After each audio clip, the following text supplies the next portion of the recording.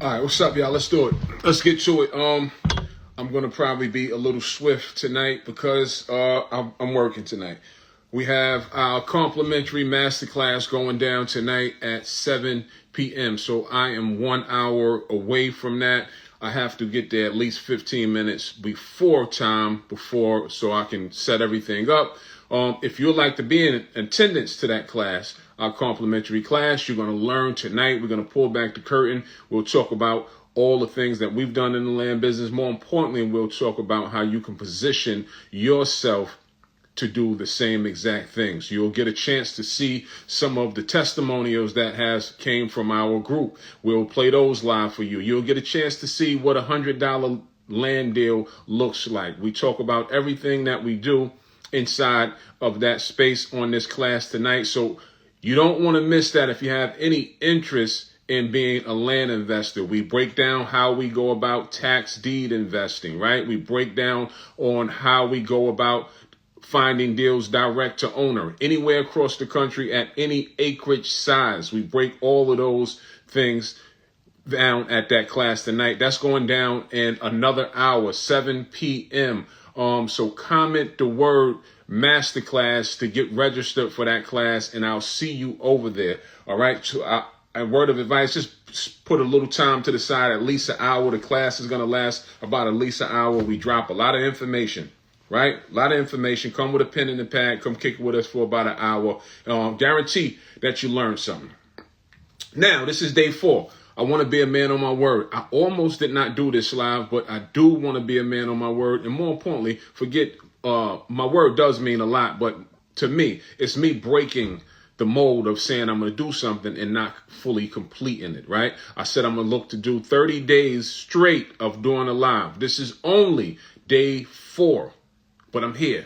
I'm going to be swift in moving through this topic that I have posted today. Today's topic is going to be buy land in bad areas. Is that a good idea? Is that a bad idea? Buying land in a bad area, is it a good idea or is it a bad idea?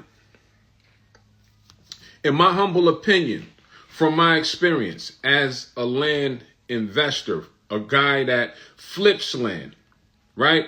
A lot of people in this space, they frown on bad areas. But I got my start and I did really well from buying land at bad areas. So to me, I love the concept depending on a few things. And we'll break down when is a good time for you to buy land in a bad area. So when I say bad areas, I'm not talking about in areas that no one is safe going in, where there's a bunch of gunshots riddling off and there's not a lot of people that's buying things and abandoned houses and all of those things. That makes no sense. I think we clearly understand that. But however, I bought land in Little Rock, Arkansas, which was really bad, has really bad sides to it. But the thing about Little Rock is that when you pull comps, to this day, you can go and pull them now. You can go over to Zillow and you can type in Little Rock, Arkansas. If you know how to review comps on Zillow, you'll see that there's a bunch of things on sale and you'll see that there's a bunch of things that sold. So when I say target bad areas, this whole business is data driven. We look at what numbers do, right? I'm not just saying go find the highest crime rate area and go there. That makes no sense. But you can Google search, right? You can Google search the top 10 or top 20, whatever, top 50 areas that's low rated as far as housing, low rated as far as income, low rated as far as school systems. All of those things will deem an area to be a bad area. All of those things right there. You can do the top 50. Google those things up. Once you identify those, start to do some homework on them. Take it over to Google to Zillow, and start to look at the comps in the area. Start to look at, are things selling in those areas? Because a lot of these bad areas, they are selling. And those are the areas that you want to target. The ones that have movement going on. Those are the bad areas that you want to put on your radar. Those are the ones that, if it were me, I would be putting them down in my spreadsheet or list saying, oh, I want to know more about that area, because that's where you're going to find some of the cheapest deals at, in those areas. And then you can check on Zillow what they're selling for. If you can't find land comps, look at the house comps. Land comps follow house comps. All right? If houses are moving, land will move. When the housing market is booming, the land market is booming. Land follows what the housing market does. So it's an easy find. And that's how we go about getting some of these really inexpensive deals. $500, $600, $700, $1,000, $1,500. All right? So bad areas. I never frown on bad areas. These days, we do a lot bigger deals, so I don't have to deal with them. So I don't deal with them, because there is something that come along with bad areas. You get unsavvy people, unsavvy sellers. That comes along with it. Are you thinking you're going to get a bunch of smarty pants that got it figured out? No, they wouldn't be living in a bad area if they have figured life out. So along with that, something does come with it. And then most people say, well, why would you want to buy land in a bad area? Who wants to be there? The people that live there. The people that live around the circumference in a certain radius of it. That's who wants the land. The same reason you would buy land in Beverly Hills. Who wants the land in Beverly Hills? The people that could afford it. Who usually could afford it? The people in a certain radius is going to be the first people that's going to contact you and say, I want it. And that's how it works on both ends of the spectrum. If you're in a nice neighborhood, if you have a plot of land for sale there, who's going to buy it? The people that's in the general area. If you're in a bad area, who wants the land? The people in the general area. So when people say stupid shit, like, well, who wants it? People that live there want it. That's who want it. So you can't go and buy it for cheap and think you're going to raise the price up. You can't go and think I'm going to buy it for $1,500, then I'm going to sell it back to a bad area for $10,000. That's not going to happen. This game, you're going to keep it at low denominations. You probably would buy for $1,000, at max sell for $3,800. It's over a flip. And the key to the bad area is to buy a lot of them. Right? You have to buy a lot of them. You need, anywhere between 4 and 20 deals to make some significant money. But in those areas, you're going to find a lot of sellers because they're looking for money. They're not doing anything with the land. Just look around. You can Google Earth and look around and you'll find a bunch of vacant lots or rundown homes. When we speak of rundown homes, I'm looking to buy rundown homes in those kind of areas because you can get them for pennies on the dollar. You don't have to go and refurbish them. I'll put them right back on the market as is. An investor will come in, or somebody in the area that's a handyman, and they'll buy it. But you can't raise the price to astronomical prices in those areas. So don't be greedy. You can make great money and really fast, but the price is what's going to make it attractive. You're getting it for a great price, and you're giving it to them for a great price. All right, what time do I got? 6:11. All right, I got a good 20 minutes. We can cover a lot in 20 minutes, if we even get to that. Masterclass tonight.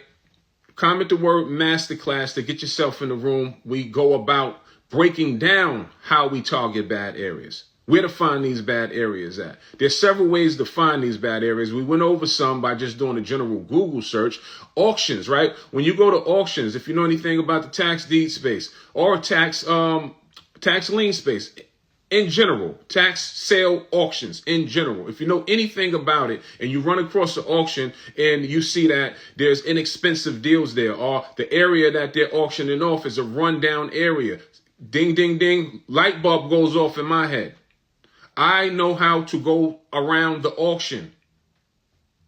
That's what we teach. We teach you how to go around the auction. So let's take, for instance, let's say, I don't know, I'll make a name up, Candy County, Indiana. If that was an auction, right? And I ran across that auction and I see that it's a rundown area, but value is still in the area. We go around the auction because at the auction, you're at the mercy of what they're saying you can do. You're at the mercy of what they're saying you have to pay. You have to abide by the rules of the auction. So we go direct to owner. We go around the auction. Now you're going to go by what I'm offering.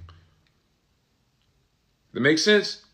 So I'm going to go directly to the owners in that area and say, here's what I'm offering. Are you accepting?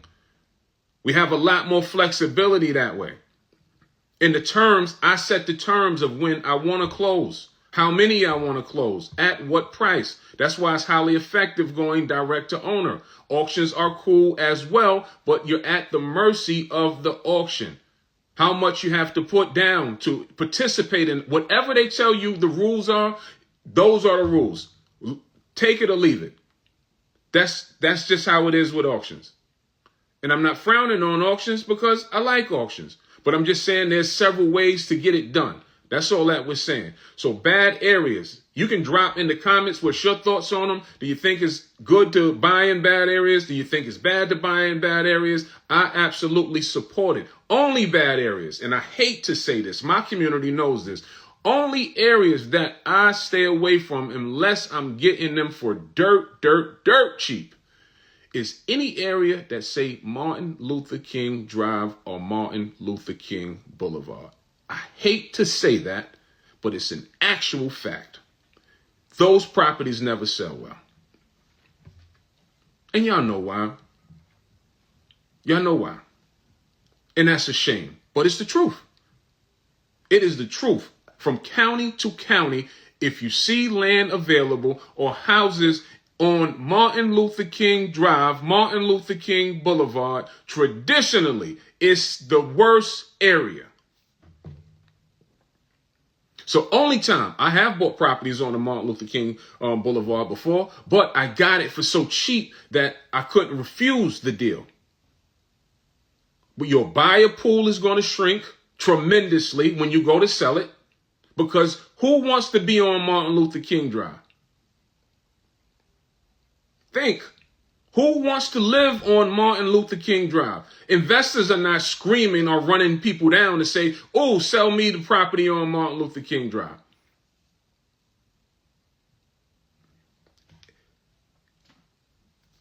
It sucks. But I think out of all the areas we researched, we only seen one Martin Luther King Drive that was fairly or remotely nice, and I was surprised. And I haven't been through the whole country, so let me say that. I haven't played in every county. There's 3,200 counties. No, I haven't participated in all 3,200 counties. But the ones that I have participated in, I've only seen one time Martin Luther King Drive have fairly decent properties. So what does that say? That just say that we have to do better because you know who's on Martin Luther King Drive. So bad areas I fully support. Now, the play with bad areas is one of two things. Clearly, you can flip it right back. You can hold them. You can also hold them. Depend. You have to see what the area is doing. Like Little Rock. What? I don't know. I can't hold on to properties in Little Rock, Arkansas. If those have been my fastest selling properties. I don't know why, but Little Rock, well, I kind of got a better idea now because I've been doing things there for a long time. Little Rock has, it